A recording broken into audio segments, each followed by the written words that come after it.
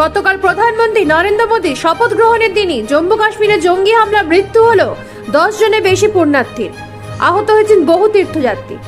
জানা যাচ্ছে তীর্থযাত্রী এই বোঝাই বাসটি শিবখোদা মন্দির থেকে কাটরার দিকে যাচ্ছিল।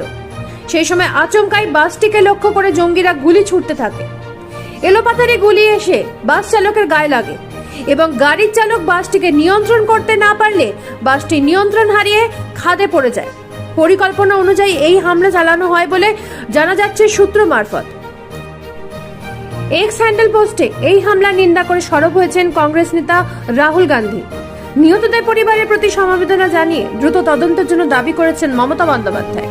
অন্যদিকে হামলাকারীদের কাউকে ছাড়া হবে না বলে বার্তা দিয়েছেন Amit Shah. Bureau report, news prime Bangla.